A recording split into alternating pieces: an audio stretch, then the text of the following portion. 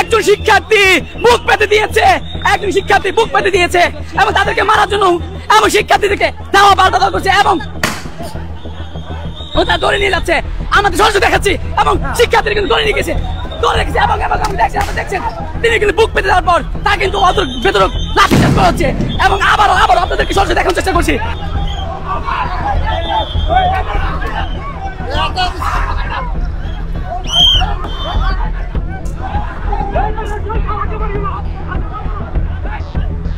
দুইজন মারা গেছে, এদিকে দুইজনকে দিকে বের হয়েছে। লাশ কোন দিকে কি করবে? কালকে রাতে 150 জন মারা গেছে, তারা বলছে 27 জন মারা গেছে। তারা লাশ চুরি করে বিক্রি করে খায়। আমরা তো আগে জানি না, যখন তাদের সম্পূর্ণ ছাত্রলীগ ছাত্রর নামে তারা নাম দাঁড়িয়েছে, অতএব এই জন্য আমাদের কর্মীরা করে আসতেছেন। আমরা যেই কোনো মুহূর্তে তাদের আন্দোলনকে প্রতিহত করবো। এটা কি আপনার নিজের কথা নাকি উপর থেকে আপনাদের নেতা কর্মীরা বলেছে? আমাদের এইরকম কোনো দ্বিতীয় আসে নাই।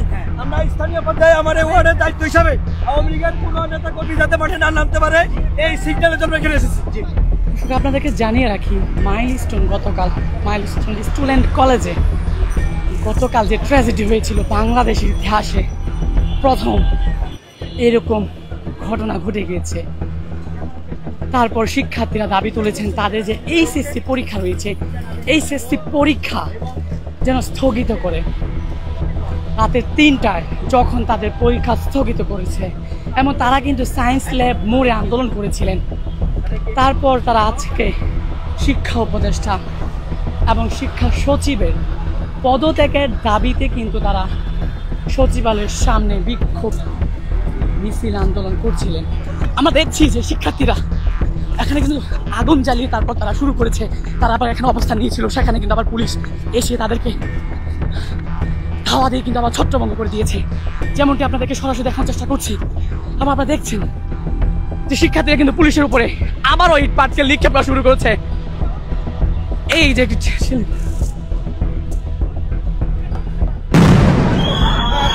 তো দেখছেন যে পুলিশ কিন্তু আবারও ধাওয়া দিয়েছে, পুলিশ কিন্তু আবারও ধাওয়া দিয়েছে শিক্ষার্থীদের উপরে, যেমনটি আপনারা দেখছেন টিয়ার শেল নিক্ষেপ করে, একটা সাউন্ড গ্রেনেড কিন্তু নিক্ষেপ করে শিক্ষার্থীদের উপরে আবারও ধাওয়া।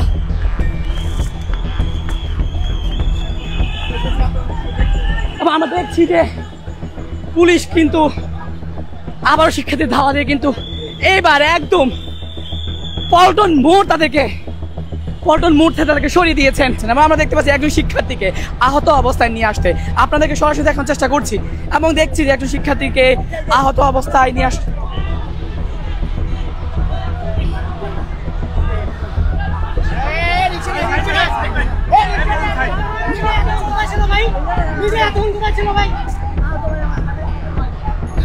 এই মুহূর্তে কিন্তু একটি টিয়ার শেল নিক্ষেপ করেছে। আমরা দেখছি শিক্ষার্থীরা কিন্তু দৌড়ে ছুটছে এবং পুলিশ কিন্তু তাদের উপরে চড়াও হয়েছে, যেমনটি আপনারা সরাসরি দেখছেন। এবং আমরা দেখছিলাম এই যে পুলিশ কিন্তু ছুটে চলছে, পুলিশ কিন্তু দেখছি আমরা পুলিশ শিক্ষার্থীরা পুলিশের উপর চড়াও হয়েছে এবং লাঠিচার্জ করতে দেখেছি আমরা, যেমনটি আপনারা দেখছেন। এবং আমরা দেখছি যে পুলিশ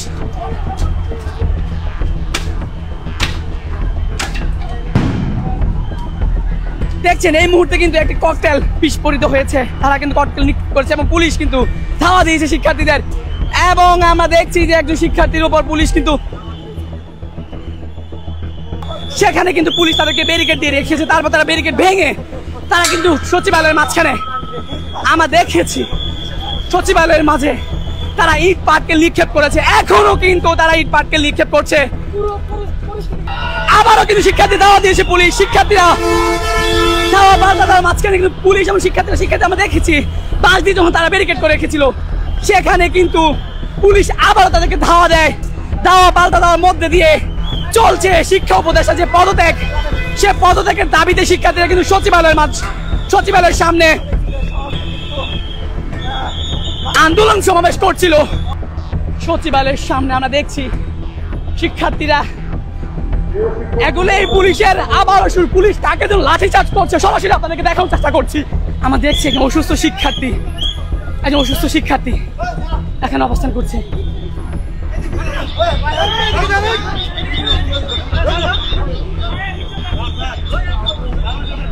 একজন অসুস্থ শিক্ষার্থী আমরা দেখছি তারা কিন্তু কাঁধে করে নিয়ে যাওয়া হচ্ছে এবং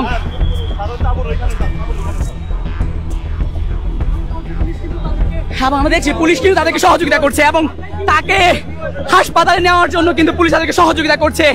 আমরা সরাসরি দেখছি আপনারা দেখছেন যে পুলিশের সহযোগিতায় কিন্তু শিক্ষার্থীদেরকে, অসুস্থ শিক্ষার্থীদেরকে হাসপাতালে নিয়ে যাওয়া হচ্ছে এবং সেখানে কিন্তু পুলিশ তাদেরকে সহযোগিতা করছেন।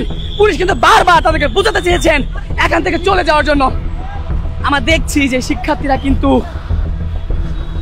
ঠিক জাতীয় ঈদগাহ মাঠের সামনে অবস্থান করছিল, সেখানে কিন্তু পুলিশ আবার এসে তাদেরকে ধাওয়া দিয়ে কিন্তু ছত্রভঙ্গ করে দিয়েছে। দেখছেন পুলিশ লাঠিচার্জ করছে, দেখছেন লাঠিচার্জ করছে।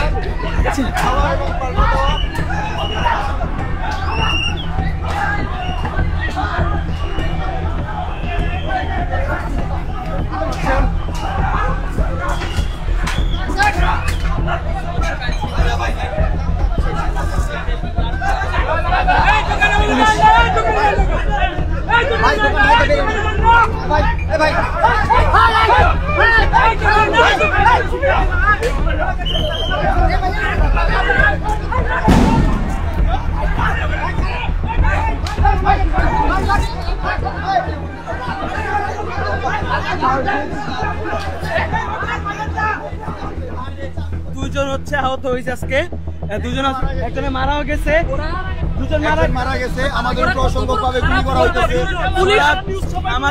আমাদের এখানে অল্প সংখ্যক পোলাবেন আছে আর শহরাদিতে বেশি সংখ্যক পোলাবেন আছে। আমাদের অল্প সংখ্যক পেয়ে আমাদের ভিতরে ঢুকে মারতেছে। মসজিদের গেটে নামাজ পড়া হচ্ছে, আজান দিতে বুঝছেন, আজান মাত্র 10 মিনিট আগে দিছিল, তারা ভিতরে আসছে টিয়ার শেল নিয়ে আমাদের মারতে পারছে। মেয়েদের মাথা পর্যন্ত বাড়ি দিচ্ছে। যখন বিএনপি চাঁদাবাজ করে তখন তারা যায় না। এনসিপি ভোট চাবা, ভোট দিবনের জায়গা দিয়ে আমাদের সাথে আর্মি বন্ধ বুঝেন, মানুষের ক্ষোভ ক্ষোভে পড়ে গেছেন।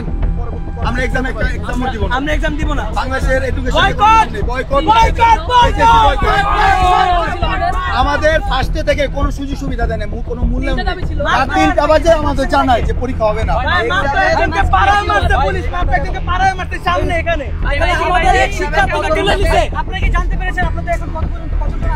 দুজন মারা গেছে, এদিকে গুলি করতে দিকে বের হয়েছে। লাশ কোন দিকে কি করবে? কালকে রাতে 150 জন মারা গেছে, তারা বলছে 27 জন মারা গেছে। তারা লাশ চুরি করে বিক্রি করে খায়। আমরা উপদেষ্টার পদত্যাগ চাই।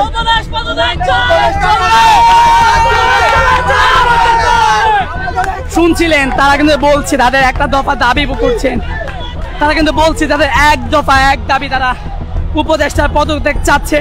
আপনারা জানেন যে গতকালকে একটা হৃদয় বিদারক ঘটনা ঘটেছে মাইলস্টোন কলেজে, স্কুল এন্ড কলেজে। এই ঘটনার প্রেক্ষিতে শিক্ষার্থীরা সকাল থেকে জড়ো হচ্ছিল। 0 পয়েন্টে আমাদের অবস্থান রাখছিলাম যে এখানে যেন কেউ না আসে, তার আগে যদি কিছু দাবি দেওয়া বিষয় থাকে তাহলে আমরা হয়তো তাদেরকে প্রতিনিধি পাঠিয়ে দেয়, তাদের কি বিষয় আছে এটা যেন সচিবালয়ের সংশ্লিষ্ট মন্ত্রণালয় তারা জানাতে পারে। যেহেতু শিক্ষার্থী, তাদের একটা সেন্টিমেন্ট আছে। গতকালকের ঘটনায় তাদের সহকর্মী অনেকেই আহত, গুরুতর আহত, অনেকে নিহত হয়েছে। তো এই প্রেক্ষিতে আমরা কিন্তু প্রথম থেকে সফট ছিলাম যে কোনোভাবে যেন তাদের উপরে আমরা বল প্রয়োগ করার চিন্তা করি নাই। এবং দুই পাশ থেকে আমরা দেখছেন যে প্রথমে চেষ্টা করছিলাম ব্যারিকেড দিয়ে আটকায় রাখার, তারপরে যেহেতু আটকায় থাকে নাই তারা সচিবালয়ের সামনে আসছে, পরে তাদেরকে মানে বারবার আমরা কিন্তু রিকোয়েস্ট করেছি আপনারা এখানে ধৈর্য ধরে অপেক্ষা করুন, যদি কি কি চাচ্ছেন সেই বিষয়গুলো আমরা কিন্তু সিলেক্টও করে ফেলছিলাম যে 7 জন ভিতরে যাক, গিয়ে কথা বলে আসুক। হয়তোবা দুষ্কৃতিকারীরা কিছু ঢুকে গেছিল, ঢোকার পরে ইনডিসক্রিমিনেটলি কিন্তু তারা কিন্তু গাড়ি ভাঙচুর করছে। আমাদের ফোর্স বিভিন্ন জায়গায় থাকে, এদেরকে যেখানে পাইছে সেখানে কিন্তু মারছে। এরপরে আমরা তাদের ভিতরে ঢুকে কিন্তু আমরা ডিসপার্স করেছি। বের হওয়ার পরেও তারা কিন্তু বিভিন্নভাবে চেষ্টা করেছে, কয়েক দফায় ইট পাটকেল মানে যা ইচ্ছা। এখন পরিস্থিতি ওরা আর কেউ নাই, এখানে পরিস্থিতি একেবারে আন্ডার কন্ট্রোলে।